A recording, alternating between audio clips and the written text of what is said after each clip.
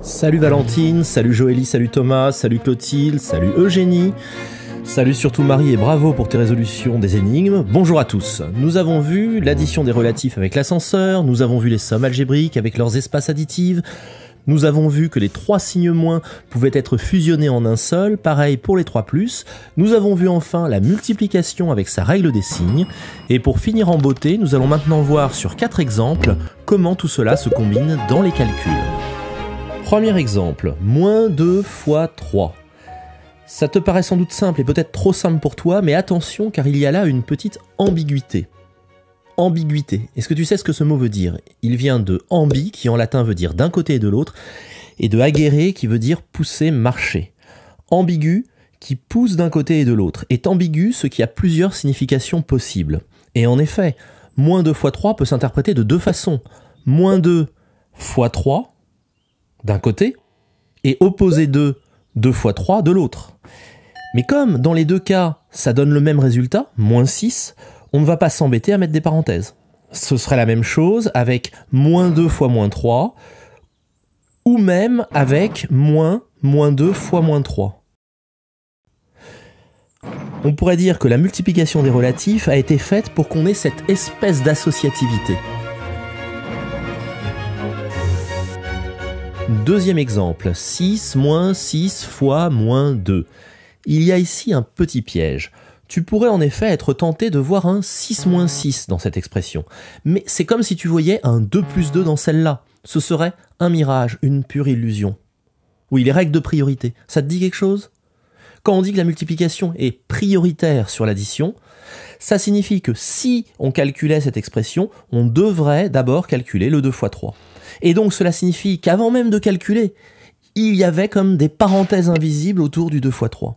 Donc que l'expression devait se lire, non pas 2 plus 2 fois 3, mais 2 plus 2 fois 3. Ce qu'on appelle normalement des règles de priorité, ce sont en fait des conventions qui disent comment, en l'absence de parenthèses bien sûr, les mathématiciens se sont entendus pour grouper les termes. Ce sont des règles de lecture avant d'être des règles de calcul. Au lieu de dire que la multiplication est prioritaire sur l'addition, on devrait dire que le signe fois colle les termes, alors que le signe plus et le signe moins les séparent.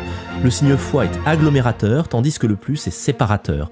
On pourrait parler d'agglomération multiplicative. Agglomérer, c'est coller. Revenons à la première expression. L'introduction des nombres relatifs a, c'est vrai, bouleversé le rôle et la signification des signes plus et moins. Mais l'agglomération multiplicative demeure telle qu'elle. Ainsi, il n'y a pas plus de 6 moins 6 dans cette expression qu'il n'y avait de 2 plus 2 dans l'autre. Et pour rappeler comment sont groupés les termes, on dispose maintenant d'une première arme, l'espace additif. L'espace additif sert bien sûr d'abord à marquer la place de l'addition chez les relatifs, mais elle nous servira en même temps à marquer son rôle séparateur, face au rôle agglomérateur de la multiplication. Je rappelle le principe, devant chaque signe plus et chaque signe moins, on marque une espace additive. Donc là, et là, sauf que non, là c'est inutile parce qu'il n'y a aucun terme devant. Pour marquer encore plus clairement l'agglomération multiplicative, je te propose de fabriquer une seconde arme, une superglue, le petit fois. Le signe fois, écrit un peu plus petitement, va encore rapprocher visuellement les termes qui doivent être groupés. Imagine qu'il soit super aimanté et qu'il attire tout à lui. Il est très fort, mais moins fort que l'espace additif qui, elle, repousse les termes au contraire. Et en plus, cette façon d'écrire le signe fois te préparera à sa future disparition. Mais nous verrons tout cela dans le cours sur le calcul littéral et je ne veux pas trop spoiler. On peut aussi marquer le plus neutre devant le premier 6, plus 6, moins 6 fois moins 2. À présent qu'on sait lire correctement l'expression, on peut la calculer sans risque. On calcule le moins 6 fois moins 2 de la façon qu'on veut, ça donne plus 12, et finalement, on monte de 6 et puis on monte de 12, ascenseur, plus 18.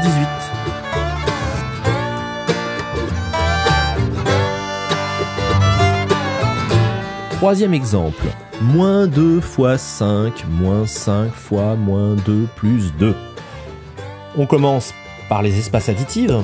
Alors, au cas où tu n'es pas encore bien compris où l'on place les espaces additifs, je vais formuler une règle rigoureuse. Devant chaque signe plus et chaque signe moins, qui ne sont pas précédés de rien ou une parenthèse ouvrante, se trouve une espace additive. On met aussi les petits fois. On découvre alors que l'expression est formée de 3 parties, moins 2 fois 5, moins 5 fois moins 2, et enfin plus 2. On calcule les deux produits séparément par la règle des signes. Ceci est une somme algébrique, on neutralise le plus 10 avec le moins 10, et il ne reste que plus 2. Ou 2 si tu veux.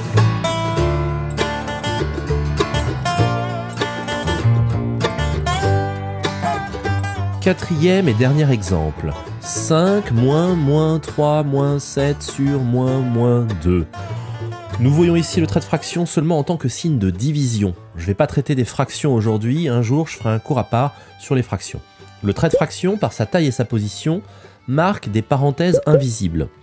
Ainsi, bien qu'on lise ces deux expressions en prononçant les mêmes syllabes, 6 sur 2 plus 3, on ne les lira pas avec la même intonation.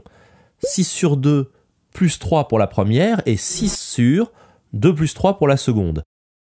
Même principe pour l'expression que nous devons calculer. Je marque maintenant les espaces additifs et le petit plus devant le 5.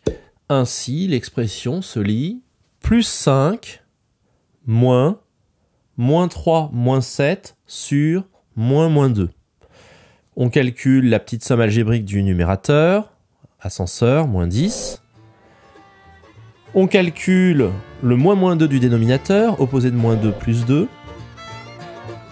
Division des relatifs, règle des signes, moins par plus, moins, 10 divisé par 2, 5, moins 5.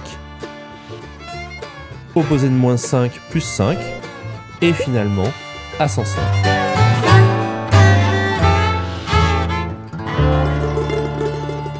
Pour calculer correctement ces 4 expressions, il importait avant tout de savoir les lire correctement.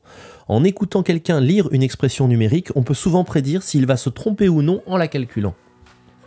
Arrivé ici, après avoir suivi ces 5 leçons sur les nombres relatifs, tu vois sans doute ces nombres un petit peu différemment. Les petits changements de point de vue que je t'ai proposés devraient avoir un peu réorganisé tes idées, préparant ainsi ton esprit à la suite, le calcul littéral.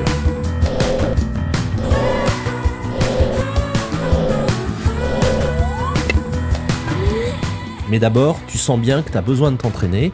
Sur le site pigama.fr avec 2M, va voir à quoi ressemble l'exercice du professeur Pigama.